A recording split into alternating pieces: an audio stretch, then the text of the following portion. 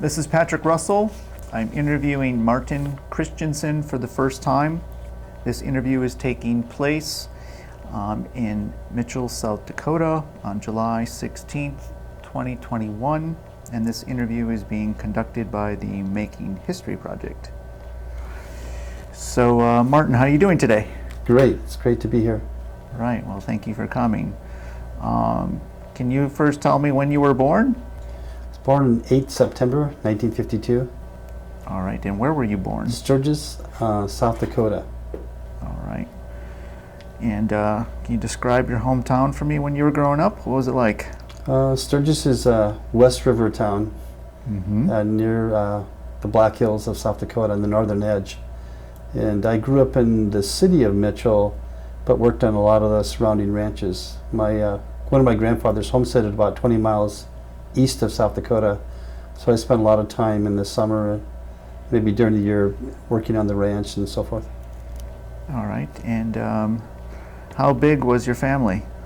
I have four siblings and one sister who's now passed away, and then have one sister who's living and one brother who's living.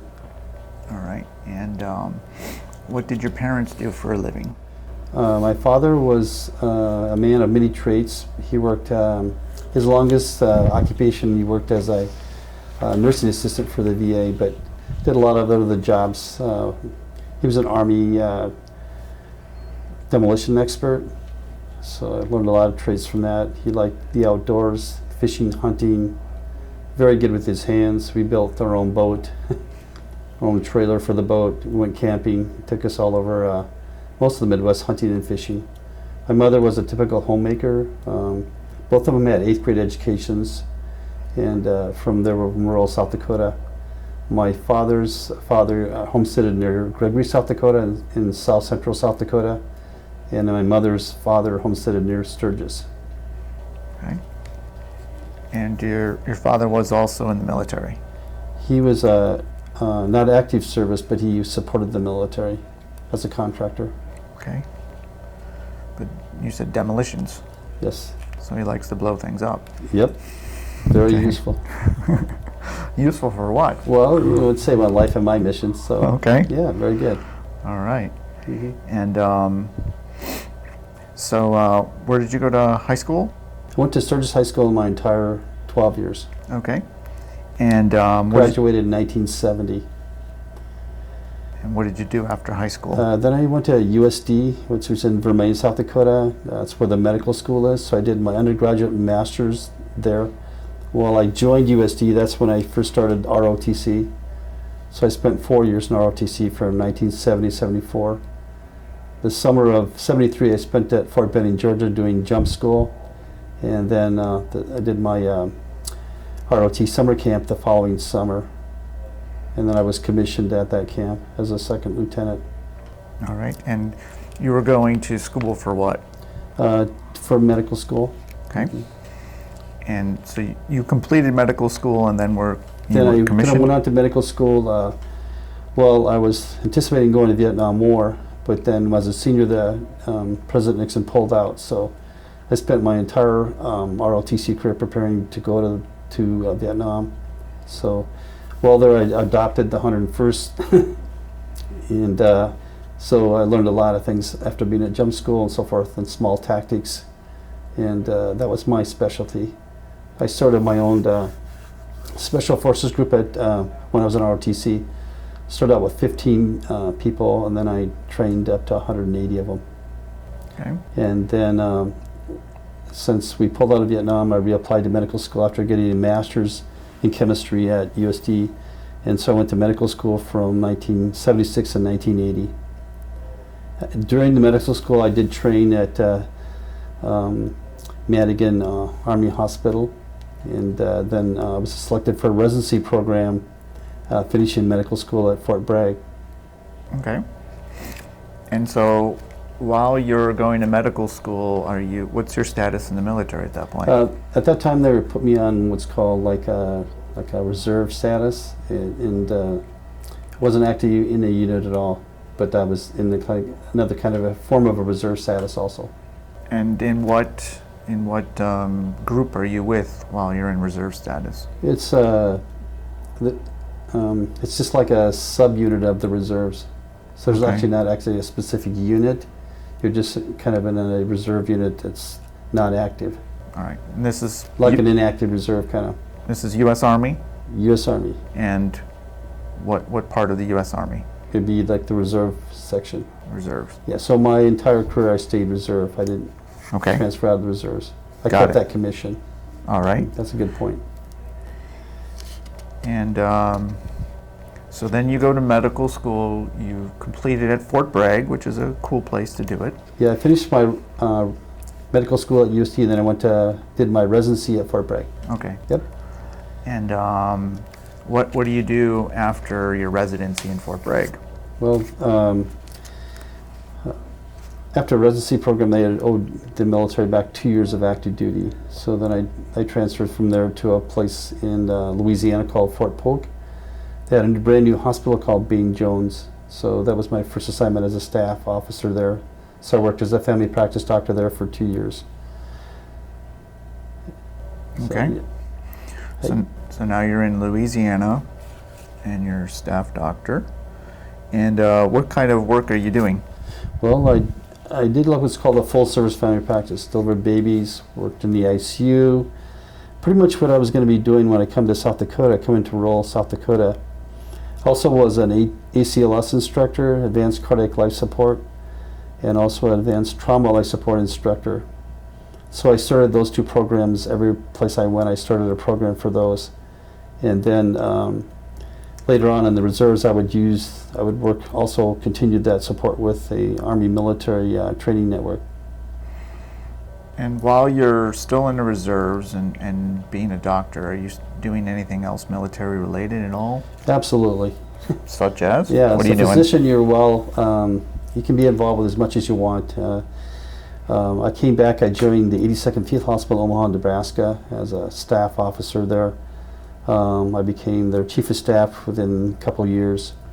But in the reserves, you're allowed to do lots of other things going back to active duty. So they sent me on many, many missions.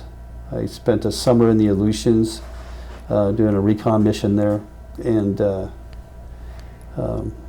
so that was very interesting. So that's kind of when Top Gun was popular. Okay. So I've seen the Red Star within about 200 feet of my. So I got to meet the Russian planes, and also got to videotape a lot of things that were important to us at the time. The unclassified version is that the Russians were eventually going to, invade America, coming down the chain, and then make a foothold. And the Aleutians grab the oil and come down the Highway 1 or whatever they would use. So our mission was to eliminate their forces, and then to make an attack across back the island. So I set up all kinds of medical units along that side. Okay. And then during the time the Russians decided to visit our exercise, so we had to engage them. So unofficially we engaged them. So What does that mean? we just dealt with each other directly. I mean, actual Russians. Yeah. All Russian right. plane, yeah. A Russian plane. Yeah, and then the team itself wasn't exposed, just the plane. Okay. And what happened as a result of that? We eliminated the plane. Just destroyed the plane. Yeah.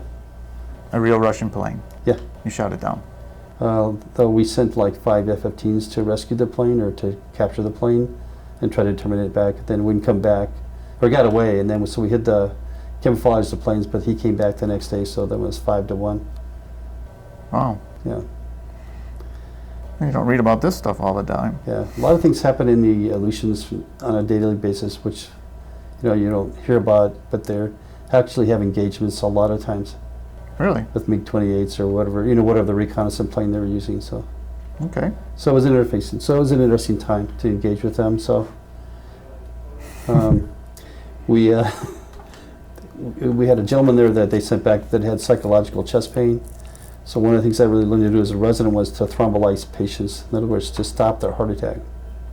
So On the island out there in Adak, I actually aborted his heart attack and stabilized him and flew him back to the mainland to have his cath done, but saved his life.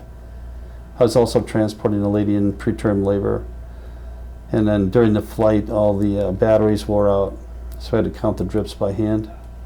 I had made up my own medicines. I learned to do that as a resident from Nitro, so, but I was well trained in cardiac emergencies and things like that working at Fort Bragg, so, and that's military service, so actually saved both of them. Yeah. What's a psychological heart attack? You know, a lot of people come in with chest pain, and they kind of rule out organic or say like real cardiac disease, and it may be some other like anxiety or something like that. But actually, he had real coronary disease. Okay. And back to the Aleutian Islands. What was the island that you mentioned? It's Adak. It's the third island from the very end. It used to be a remote naval base. If I'm not mistaken, wasn't one of those islands taken over by the Japanese during World War II? That's correct. It's called the 1,000-Mile War. And actually what happened is when we captured Midway, they captured Attu, which is the second island. And then during the combat in that 1,000-Mile War, they call it the 1,000 miles to the mainland of Alaska, we sent forces there to actually drive the Japanese off and attack the island. They left in the middle of the night, didn't fight us. Right now it's the Air Force, the airfield's still there. They just took the vehicles out there, drained all the oil, and it's a museum. If you fly over Attu, rather, it's still there. The track and all the vehicles are still sitting there. It's a museum. Really interesting. Yep. All right, so take me from the Aleutians. Where do you go next? Well, Desert Storm happens. Okay. Called back to active duty from the reserves. I was a captain at that time, and so I went to Fort What year were you called up? From Omaha, yeah. We were called up as a, say a group of, but actually served as an individual augmentee eventually. So when I went to the MOB station at Fort Leonard Wood, then I asked to be moved forward as whenever they could send me forward to the battlefield. And so, what year were you called up, though? The Christmas of 1990. Okay. And so, did you eventually deploy? Close. Close. So what happens? Well, I was in actually 11 different units. When they asked to move me forward, then they moved me to a CRC in Atlanta, Georgia. So we had different missions that were needed to be supported at the time, and actually was in 11 different units. So we trained for many things when we were there getting ready to deploy. And why is it that you are all over the place? Is that normal? As a physician, sometimes you get, and as an individual in the reserves, at the time we were sent to support many different things. Okay. So we did use my military expertise to whatever they were using for. So that's pretty normal to use physicians to move them around where they're needed? Yep, yes. Okay. A lot of military people are individually activated to do their job. Okay. Yep. All right, so you said you were almost deployed, so you stayed still stateside, or? I was on an airplane and we turned back. Ah, okay. So during Desert Storm there was many different courses of action, and the course of action that we did turned out to be not necessary. Okay. That must have been towards the end then. Well, the war only lasted 100 hours. So you had to waited in the desert. Like we put 450,000 men in the desert, and we made the attack at midnight, and everybody was taking off from wherever their positions were to make it happen. And my mission wasn't necessary at the end. Okay. And tell me, when you deploy as a physician, like, how does that happen? What kind of group are you traveling with? Well, it really depends on the mission and what you're doing. So,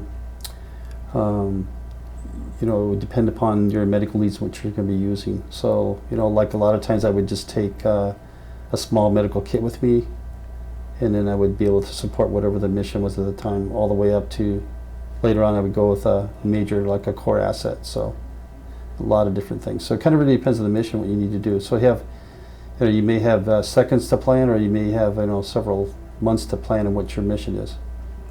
You would take along the essentials you need to make the mission successful. Okay. I guess my question was a little more broader. You're not deploying then as like a hospital unit. You're deploying individually and attaching yourself to... Correct. So it's a lot of times, in this case, in the war, I would fall in and support a unit that's there, or support the mission of the people that I went with. Okay. So I might just take a little bit like a backpack and supplies with me, and then to the point, if you went with a hospital, then you would fall in with all the hospital assets and so forth.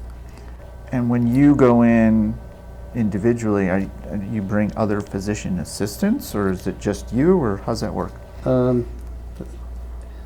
Yeah, during Desert Storm, actually I had 3 physician assistants with me. When I was a resident at Fort Bragg, we trained the first PAs, and they were the Special Forces medics. So 3 of the individuals that went with me during the time were with me when we were ready to deploy. And when you say depending on the mission, are you like in briefing, knowing what's going on and what they're going to be doing? Yeah, need to know basis. Yeah. Okay. And how closely attached are you to the combat troops? Well, it would depend again on the mission. What the mission dictates. So yeah, if you're looking for a single person, or you're looking to do a reconnaissance mission, or you're going to it would really depend on really what the mission was. Yeah.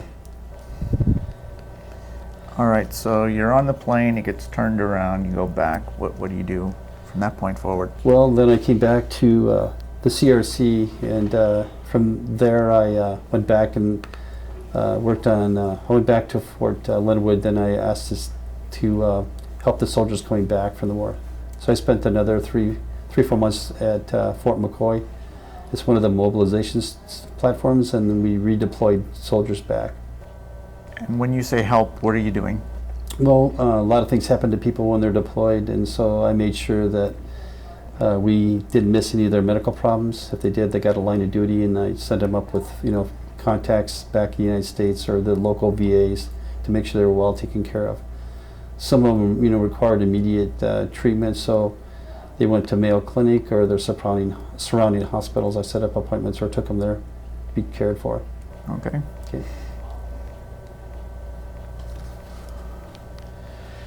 And when you go on these, well, let me ask you a different way. Even though you're a physician, are you still trained with weapons? Yes, absolutely. Okay. So what type of equipment were you qualified to use? Mostly the M16 and the .45 caliber pistol. Okay.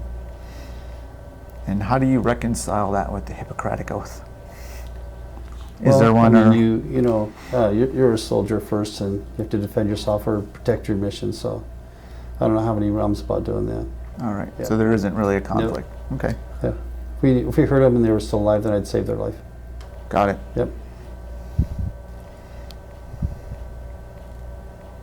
And so then after Desert Storm, you're helping the troops come back with their needs, and then what do you do after that? What's going on? What happened in Desert Storm today? We went back from active duty status. After 6 months, we're back to reserve status, back to my unit in Omaha. There I was deployed on other missions. Colonel Britt, who was another reserve officer at Fort Sam Houston, and I started teaching, made a mobile teaching team and a network. So then I would fly with them or teach ACLS and ATLS all over the United States. So we made a mobile team. So we go to units that needed to be, updated on advanced trauma life support and advanced cardiac life support. And I set up that same program in my reserve unit.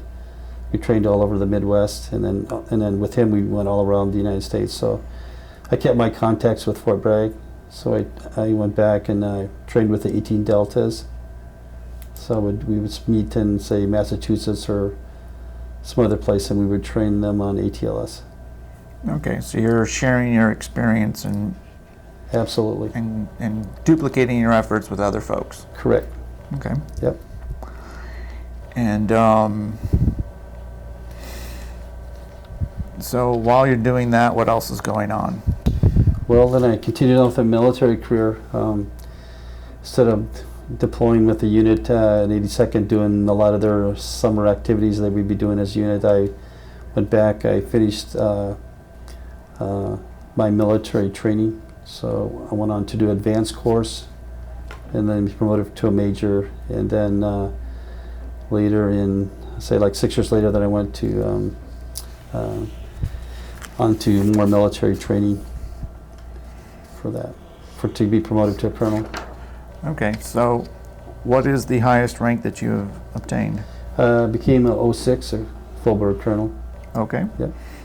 And are you still active, or? I'm still in the reserves. Okay. Inactive. Well, actually, I resigned my commission. And I did not resign my commission, but I retired from the reserves in 2007. But I didn't give up my commission. Okay. So I still could be called back as a colonel. I did 33 years. All right. So, And yeah. So what happened after I finished Desert Storm, besides the military training, and we were called back to Europe. The Cold War ended. The Russians folded. So there was a lot of things that were happening in the new Europe, let's call it. So they sent me to Italy. And there, with the work of the Rangers, we did a lot of reconnaissance works and things like that, based out of Italy. And prepared for whatever we needed to do in those countries to help them. all right. So the Rangers were in Italy. Mm-hmm. Okay. I guess they were in the mountains. They were everywhere. You know how it is. Okay. And did you ever deploy with a combat unit in combat? Yes, later on. Okay. Tell me about that. Well, then, as you know, in 2000 I took over got my first command, had a battalion command. I took over the hospital in Omaha. They renamed it 42nd, 23rd U.S. Army Hospital. There's approximately 3,000 people we commanded. Did a lot of recruiting and prepared them as best I could for future engagements, whether they be individually augmented or go as a unit. I tried to get the reserves to recognize that and lessons learned, like from Desert Storm. So as a physician, we tried to make sure, that if they were deployed, they could do like a 90-day rotation. But I prepared everybody to go wherever they needed to do as an individual or as a unit, and really tried to get the reserves to activate the unit as a whole. And that was kind of my goal. So we prepared with ATLS, ACLS courses. We did a lot of field duties. We worked on expert field badge for medics, so allowed them to prepare for the battlefield. And then 9/11 happened. Mm-hmm. So we were preparing for war at that point. I mobilized. I prepared our unit for mobilization. So whenever, instead of doing like a regular summer duty, I made it as a mobilization practice. So we actually went to a platform. Our platform at that time was Fort Hood. So we would take our battalion down there and prepare them to be mobilized. And while we're there, we got mobilized. Hmm? So at that time again, we got mobilized to go to support backfill the hospital down there. That was our military reserve mission. And then I did that for about 120 days. And then I left Fort Hood and I came back, and then they asked me to take another command with the COSCOM, and which is a core asset. So I worked on at that time, my wife and I built a medical team that joined us with the COSCOM, 3rd COSCOM. And then we were mobilized to go to Iraq for a year. Okay. So in 2005, 2006, we went to and we were stationed at Balad Air Force Base, which is about 40 clicks north of Baghdad. Okay. We were in charge of about 40,000 men. So we basically controlled all the combat service support, all the supplies in Iraq at the time. Mm-hmm. And during then, we were I think we were the front lines. The war was more mature at the time. There wasn't, but they were attacking not only our base, but they were also attacking our supply lines. Okay. So one of the things I wanted to do there was to change the individual first aid kit. So we developed it's called an IFAC. During World War II, you just had a little bandage you wore on your uniform. So we developed something that was more modern and up to date. So we changed. It's called level 1 care. So that's one of the things we did. So in that kit would be a tourniquet that you could put on yourself, a one-hand tourniquet. Also some medicine called Christensen, which you could put onto an arterial bleeding. And then another bandage called an Israeli bandage, which you could put on. You could be used as to stop venous bleeding. You could use it as to go around your axilla, your head, so forth. But a really neat bandage, so that would stop venous bleeding, and that was all in the first aid kit. And then also there was sometimes we put medicine in there that you would need immediately, like say like an antibiotic or something you would take orally, and maybe something for pain like Tylenol or Advil, so something you could keep in the kit. And so that kit, everybody had one of those kits on them. So the other thing was a nasal airway device. So people who died unnecessarily in Vietnam, like lessons learned, we prevented that right in the front lines. So we could stop. In Vietnam, 15% of people died unnecessarily from preventable deaths. So we stopped the bleeding. 9% of those that bled out unnecessarily, they could stop that with a tourniquet or the Christensen and Israeli bandage. And then if they needed an airway, then they could put that nasal airway in. They wouldn't swallow their tongue. And then we trained another kind of a medical provider. So between buddy aid and the traditional medic, we trained a combat lifesaver. And that individual could do everything that's in that first aid kit, plus also started an IV. So you could get a lifeline on people and give them fluid if they became hypotensive. So one of the things we did after the war was not to give them fluids unless you couldn't feel their radial pulse. That means their systolic blood pressure was under 90, and then at that time we'd give them fluids. Otherwise it would kind of blow the platelets off, the blood clot there, and they would restart bleeding. So it's one of the things we learned in the battlefield. And once they got to our hospital in Balad, which was the main evacuation hospital for Iraq, we had a 98% survival rate. So they had to make it there first. So we actually went out in the front lines. Along with the IPAC training, we also started this new training for combat lifesavers. They actually had a program in the military, but it was kind of like 1950s medicine, kind of load and go. I said, well, this isn't going to cut it. It's not the golden hour trauma. It's a platinum, 10 seconds. If you're out in the battle, you're not ready to go. You're going to lose people unnecessarily. So we trained this kind of training. We went out to Al-Assad. We call it West River. That's where we were engaging a lot of the enemy there in the front lines, and we trained people how to use not only the first aid kit, but also to be combat lifesavers, and particularly on the convoys, which were getting hit all the time. We'd send out 1,000 convoys a day, and maybe a fourth of those would get hit. So we had to deal with that. If you made it inside our hospital and you had a 98% survival rate, the average length at our hospital was 6 hours, and you're on the way to Germany or Landstuhl. If you got burned, you didn't stay there. You went all the way back to Brooke Army Hospital. We had an airplane ready for them to be transported right out of Germany. So we just load them and then take them right to that plane. And every day we'd transport people out.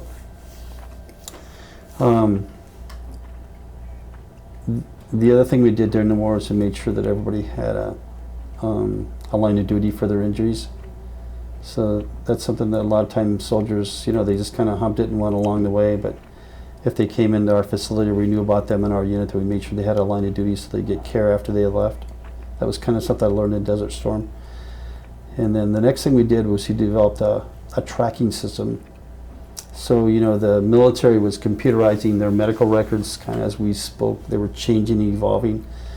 So we actually worked on that system we met with the commander at Launchstool, and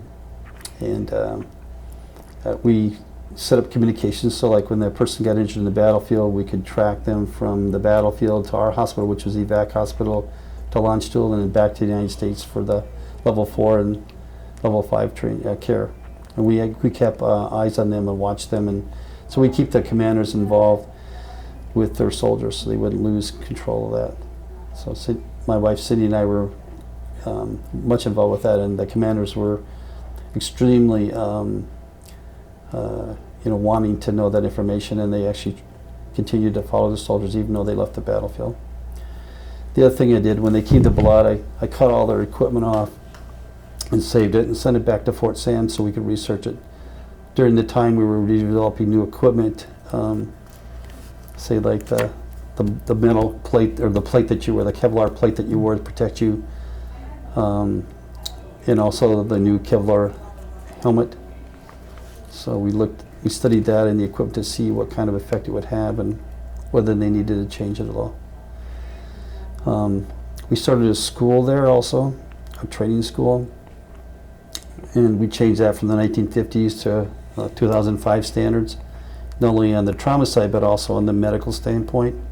So we actually trained the physicians that were there and actually trained some of the Iraqi military people on the newest and latest ACLS. They were changing at that time, so we updated that. And then we also we trained and updated all the combat lifesavers there, and we were training people and involving them in the war. Then the traditional medics, we also retrained them so they could do a surgical airway. So they could actually open up your windpipe if you needed to, and do that. And we left that training there available at the base when we left. And then our base got mortared like 8 or 9 times a day. Rockets came in, so if your number was up, you're up.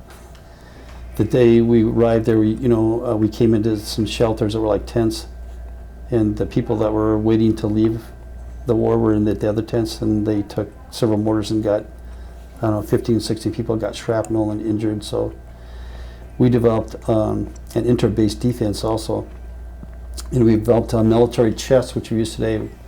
I like to be pre-deployed, so we actually made a chest and divided our base into like multiple segments. So they could take the soldiers from a certain point to what we call a casualty collection point, stabilize them, and then the hospital would come and pick them up and take them right to the OR on our base, inside our base. And in that chest would be all those things we use, like in the first aid kit and so forth, those ideas. So we would, again, pre-stage things out. When the Army would be having engagements throughout Iraq and we would be called to support that, we would move the helicopters closer. So we move our surgeons closer to the battlefield. And actually they have teams that are now tasked to go with the combat units, built right with organically with the units to stabilize them, put an airway in them, stop the bleeding, pack them off. And then we also pre-advanced the helicopters. So when they called us, we were there within, say, 30 minutes to pick up the soldiers and take them from that pre-stage area in the battlefield right directly to the hospital in Balad. And then, I think that really helped our success, and the soldiers felt we had their back. So when I would come back to civilian life, I trained all of the firemen in Mitchell to be paramedics, and to do that, and so they had extreme skills.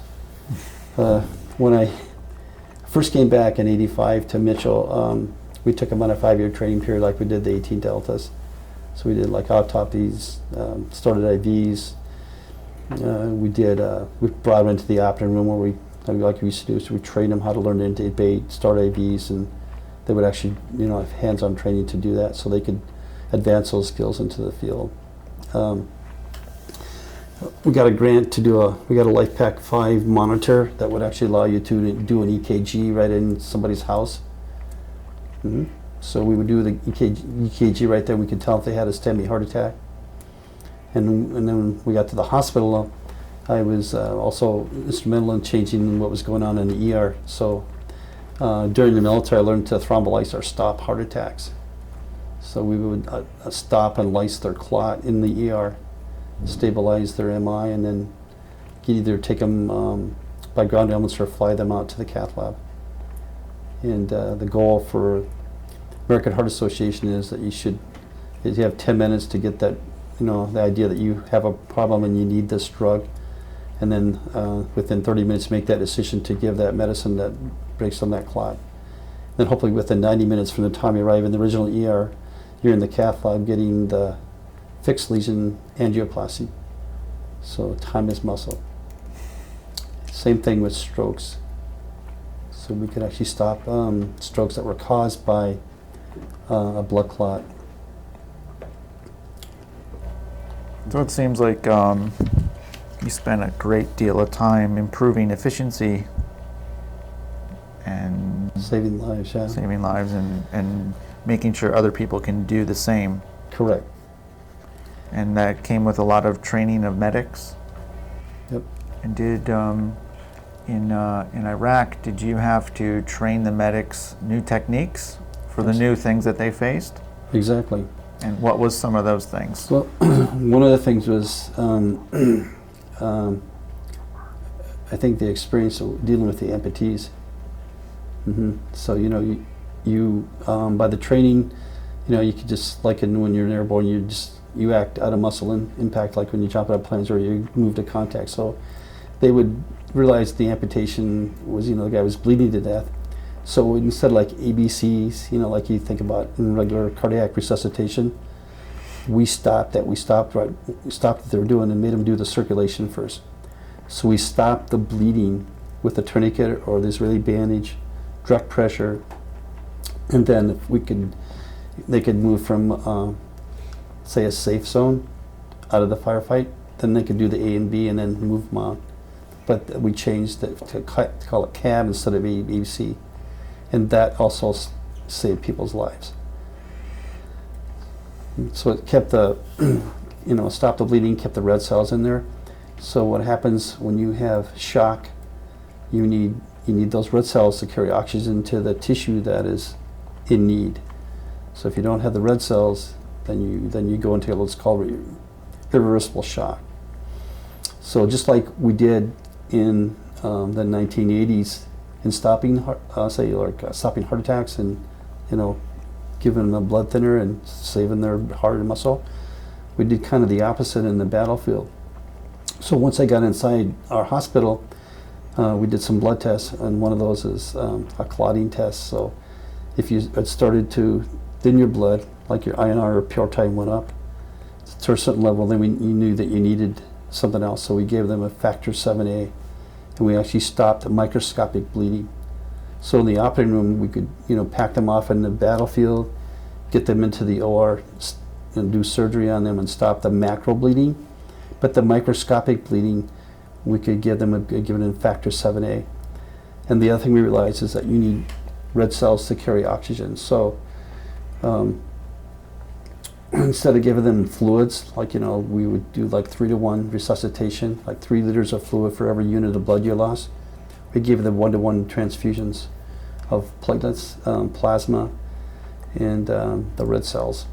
And with that 1-to-1 transfusions, they could be resuscitated, and they wouldn't be like, it wouldn't balloon up. They wouldn't have all the extra fluid on board, and they actually got what they really needed, which was those red cells and those other factors to stop their microscopic bleeding and keep them from dying unnecessarily from irreversible shock.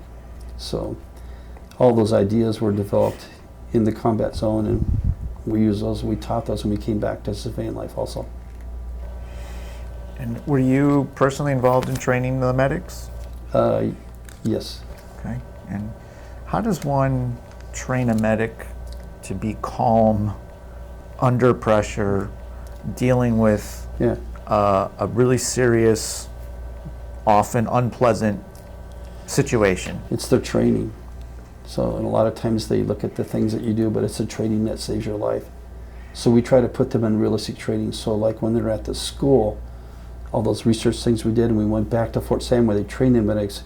We set up a training period. So the people that make the Sin Man, yeah, then we went to their factory and we actually dealt with the people that make the Sin Man. So they made us amputated arms and so forth, so we could simulate what was going to go on the battlefield.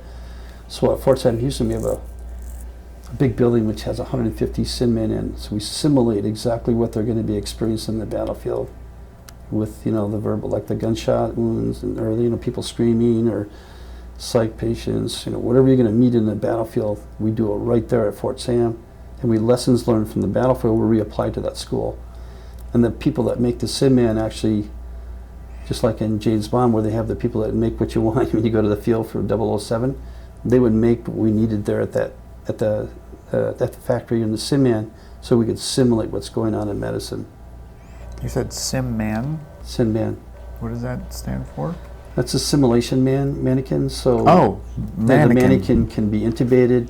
Got it. You can put tubes in him, and you can program him what you need to do. So when we treat, instead of using animal models, now we use the Sin Man like for trauma, and also for medicine. So like the Perry Center in Sioux Falls, like at the medical school, we have a simulation lab there. But a lot of simulation labs are being used, and surgeons and stuff are being trained that way too, so they can simulate ideas.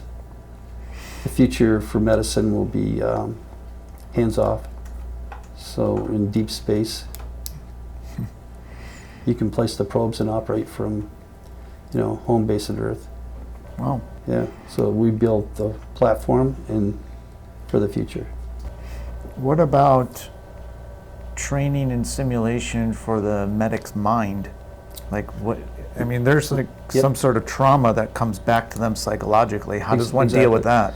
How you get hardened in what you're doing, and so like I think the simulation helps them, and also for those people that needed real life bleeding, then we would take them to like places like Bentau, Charity, Cook County, or other places. So the medics, like I trained in Mitchell, or the medics we trained in the military, we would actually go to a place where they see a loved one trauma, and they actually experience the the bleeding, the screaming, the environment.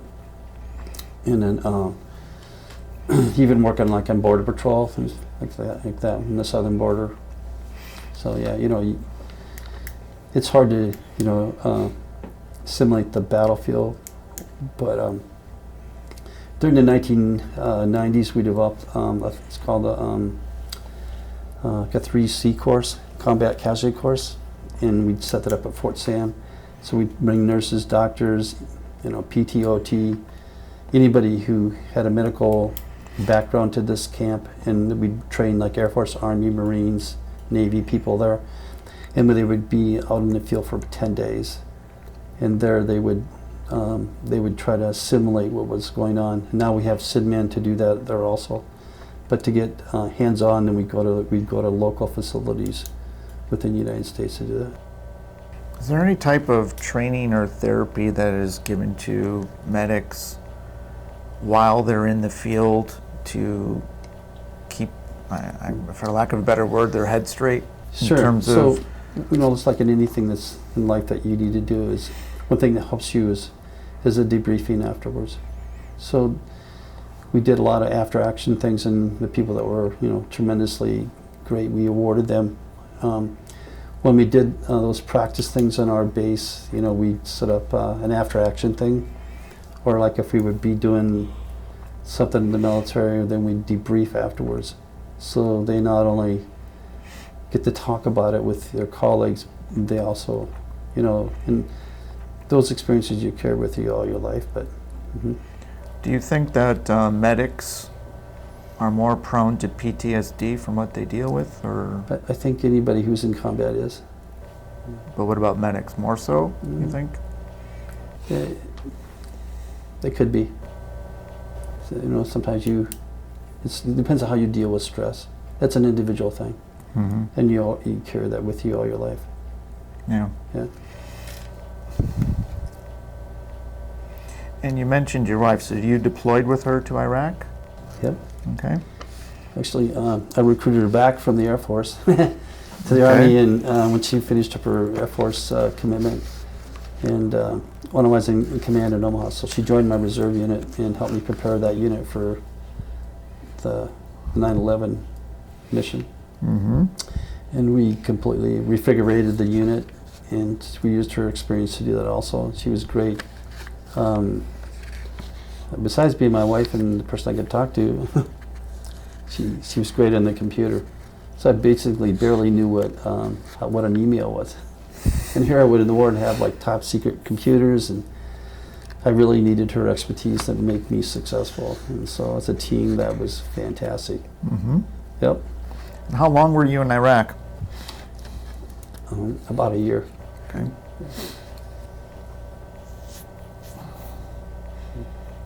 And then, what did you do after Iraq? Cindy wanted to retire. So we decided to retire from our active commitment in the reserves. And so when we came back, we stayed with the reserve for about a year, and then we retired. Okay. I still actively work on recruiting soldiers and medical students, and so still recruit for the Army to help, with ROTC, get them in ROTC or get them into medical school. Okay. So you actively recruit for the military? Mm-hmm. Okay. I also was a teacher at USD when I came back, so I had students with me. And then I also served on a admissions committee at medical school for 15 years, and chaired that committee a couple times. And then was involved with the Academy of Family Practice. Served on their board and worked on both hospital boards in Mitchell for about 15 years. So we recruited all kinds of medical people, lab techs, nurses. So anybody that had a position in the hospital, the X-ray department at the hospital, we worked on that locally to support their training. So. And you mentioned that you got mortar shells quite frequently in your base. Mm-hmm. Anything else besides that you had to worry about? What about moving around? Yeah. Well, moving around Iraq, the safest area was to actually fly. So we had air supremacy, so we wouldn't engage other aircraft in the battlefield. That was good, but they could still do like ground to surface, or they could do small arm fires on you. So when I explained, like if you're in a convoy, what we did to help on the convoys, like the regular military vehicles, we put 3 inches of steel on them and put 3 inches of glass on them. So the small arm fires would be hopefully protected if you're inside that thing. The problem was they're all flat bottomed. So like the IEDs that we experienced would blow you up, blow up tanks even. So one thing we worked on with the military and the government, when they came to Iraq, we had negotiations with the people from there to redevelop to a V-shaped hull. The technology's been there for a long time, and the IEDs have been used in Africa and so forth, so we knew about it. So the Army was building what's called the Striker program, where they were building the Striker. They stopped that immediately after we talked with them, and things we fed back to them. Then they started developing V-shaped hulls. So one of my nephews works for the Special Forces, and he built 300 of those, like a six-wheeled track vehicle to take back when one of our sons was in Afghanistan when Cindy and I were in Iraq. So he redeployed, but when he went back, they had those V-shaped holes, which would protect him from the blast, and along with the steel we put on the outside. The tankers that we used on the supply lines, we sprayed them with a absorbable polymer, so they could take a 6-inch hole and it'd shrink back. The tires were re-inflatable on the vehicles, so the only way you could actually stop the tanker was to burn it. And the enemy they evolved with it, so they had more and more sophisticated IEDs. So some they could detonate, from a distance, or they would place them down the road further. We used to, after we got hit in a convoy, we'd go say 300 feet, so they'd put more down at 300 feet. So they learned different ways to do that. They also used pressure devices we in Iraq, would redo the roads, and so they'd be involved with the road construction. They'd put bombs inside the concrete. They put it in garbage things. I mean, when you came home, you had to watch what you do when you're driving. You know, you got used to that. So when you flew in the, we did get attacked once flying near Fallujah. We were on a mission. We had to go back and forth to get back to Balad. So we actually were on like 3 or 4 different bases that night. But when we flew to Fallujah, we took on small arm fire, and we had to engage the people there.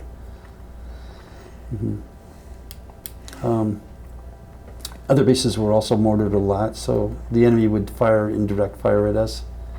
And then to protect ourselves in base, we had these, just like on the destroyers, they have this gun, I'm not sure what it's called, but it shoots like 500 rounds like in seconds.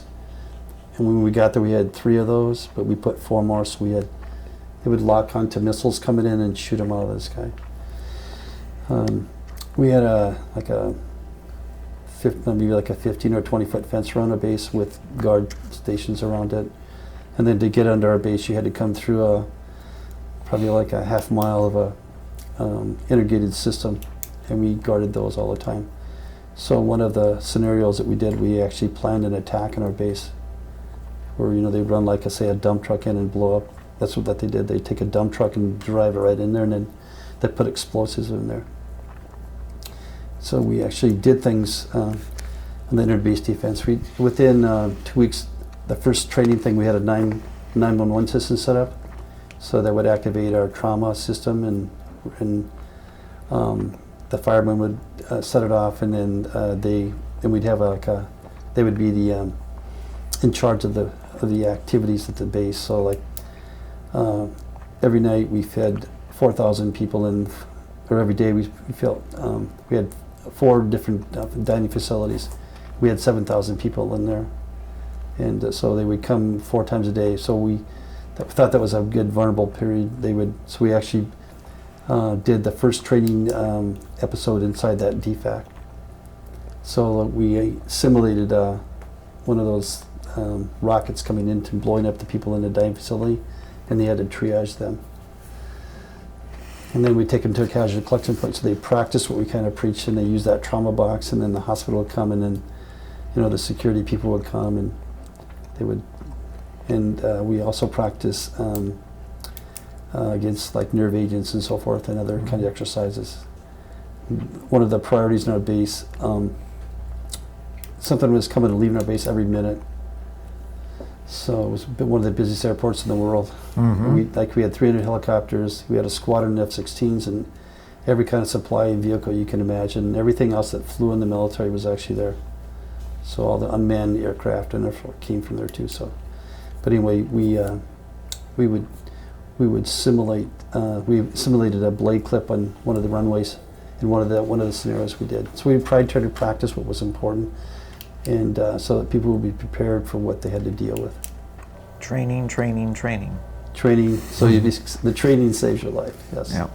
And when you're in this base, are you in charge of the medical division when you're on this base? Well, the Air Force actually ran the hospital, but the general that I worked with as a colonel, she was in charge of the base, and then we also had the Air Force general was there for all the air command in Iraq, and then the special forces were there too. So where did you fall in that line then? So under the Air Force? I was actually on the COSCAM's general's staff, so I interfaced with those other people a lot. Okay. So like when there'd be trauma coming in, then we would try to get all the medical assets to come and help the hospital. If there was like an incident where the bomb came in and hurt people, and we would go to there to try to help them. And so we would actually simulated those kind of emergency things on the base to do that. So what was a typical day for you on the base? The typical base that we routinely did is in the morning we had to go to like a television conference, one that was dealt with people from the United States, and then the general's command, so we had to give reports for that, and then we did inter-Iraq communications. So we dealt with the people that we supported or other units in Iraq. And then after that, I usually worked on training the school or getting supplies or doing other interactions on the base. And then same at nighttime, we also had conferences at nighttime we had to deal with. And then if we had missions to do during the daytime, say we had a mission to go out, and one of the problems was the water supply in Iraq, actually being in the desert. So I helped build a water bottle factory. So we made 450,000 bottles a day, 1.5 liters. And we sucked the water out of the Tigris River and ran it through a purification system with rope-U. And then we actually had like mass spec and things like that to make sure there wasn't being poisoned, and we had everybody in Iraq could drink 5 of those 1.5 liter bottles a day and never run out. We put them on pallets and shipped them all over the field. We worked on the purification system of water, and then we did the training out in Al Assad when we were doing there. Once a month we went to Baghdad. So the general that was in charge of all Iraq, we would meet and tell stories or do things so we could relate and talk with them directly, face to face. So there's. And what were you relaying? What type of information?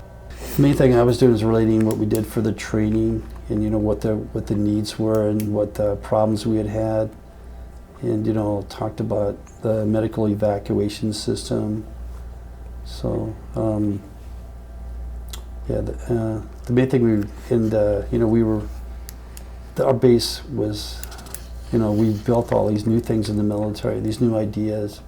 So we were selling and teaching people about new concepts in medical care, like particularly the level 1 care. So that's what needed to be changed. The level 3 was really excellent. So we had like a 98% survival rate in the hospitals, but was the first aid care that really needed, the level 1 care that needed to be changed. And so change sometimes takes lots of time, and they realized that was very important. And so the commander of Iraq realized that, and he supported this. And now those efforts still continue to this day. Correct. Right. Yep. Just like you're recording me today, people were recorded and made movies of us.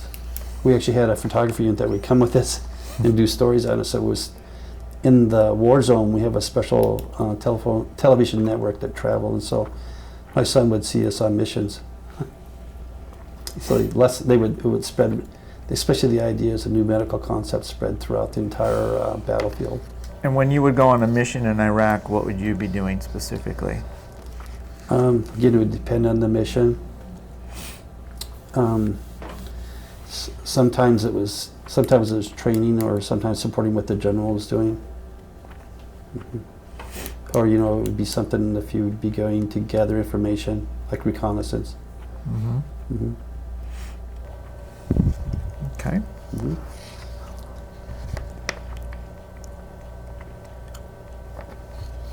Did you bring back any trauma from Iraq yourself? Anything you saw, did, felt?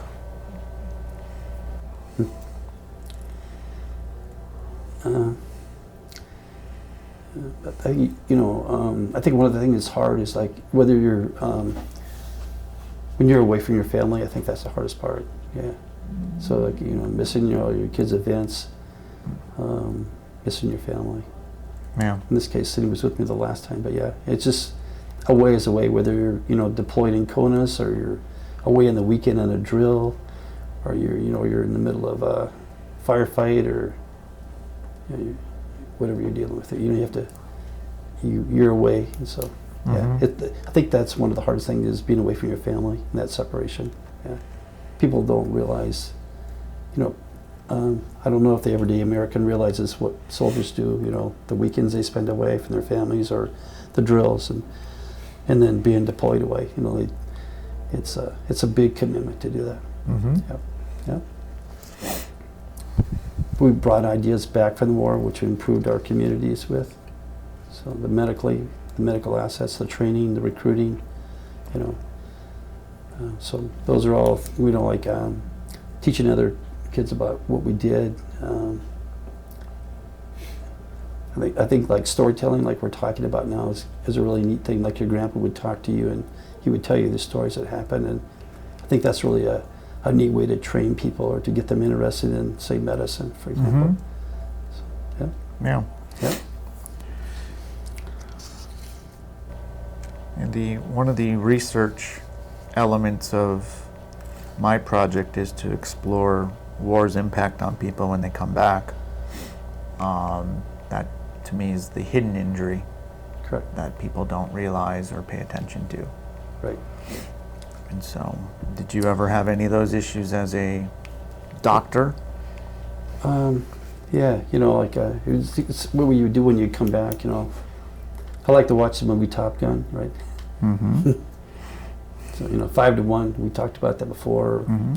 You know, just maybe watching something like that to just unload. And I think also when you get to talk to your colleagues or talk to other soldiers, it really helps you to do that. As a medical doctor, you have to always be concerned about that. And I have my best friend, my wife. Mm-hmm.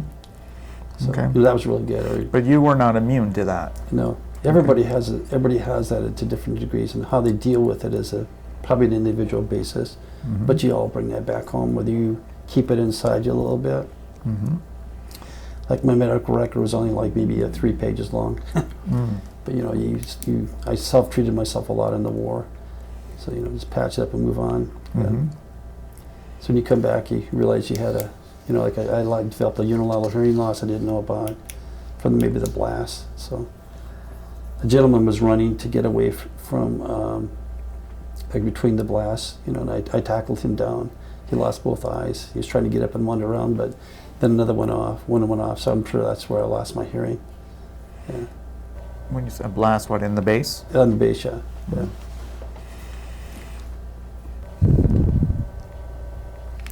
I think it's important for them, like what the service officer does, and you know, to have that kind of care in the VAs to help people to, because a lot of things aren't obvious when you come back.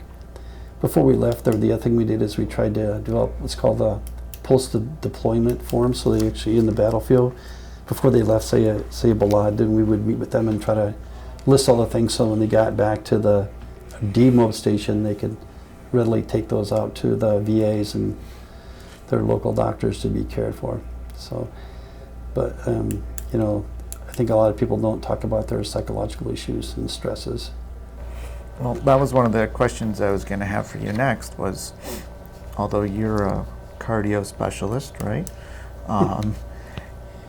Is there anything that you all did in terms of the psychological, like you would help out, like, okay, you need to go there for, you know, Right. physical injury. Right. But what about possible psychological stuff?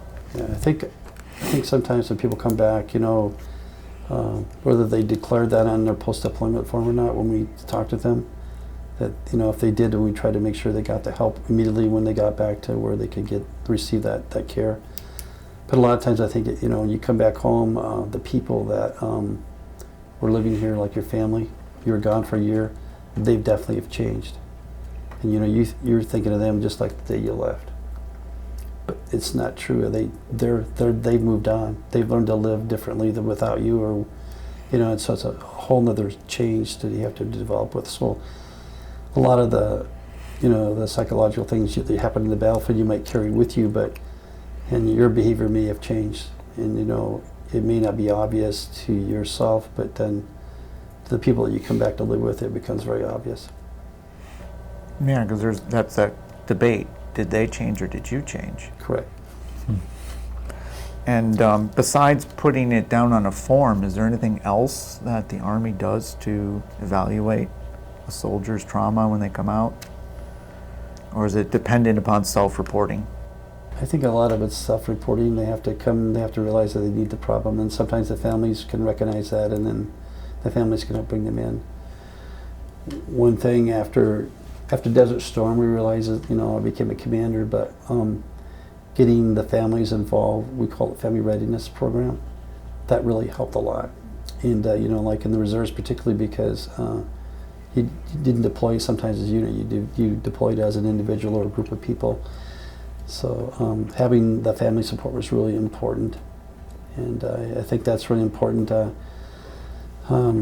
I have become involved with the VFW since I retired, and we renovated our upstairs, put an elevator in there, and did a lot of fundraising.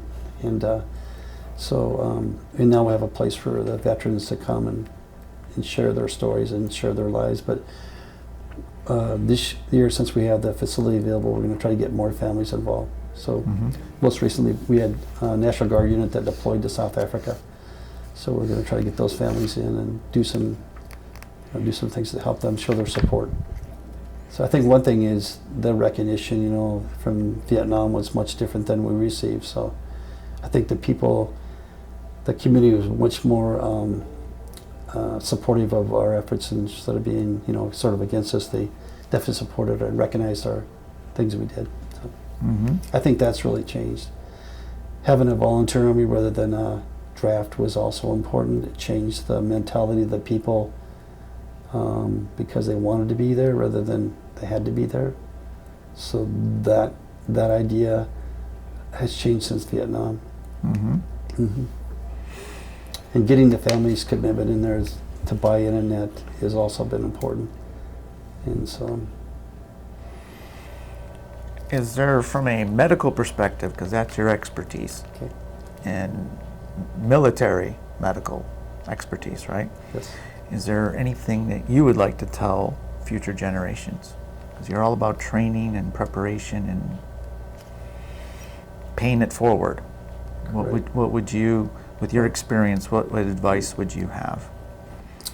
Well, I think one thing is, you always use the history so you don't make mistakes on what happened before.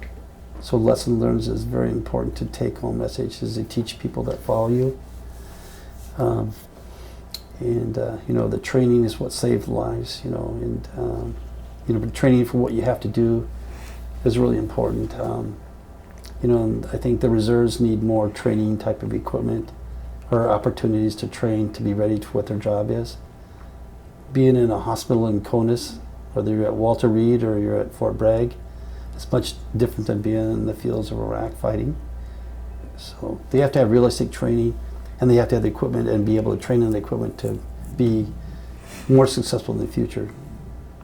So one of the neat things that's going to happen in the future is using genetics. So, like we train people to live to be 100.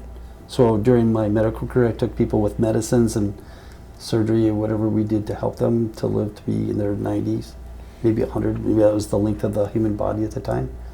But now they have a new tool, and that's a genetic change. So basically, you don't have to die.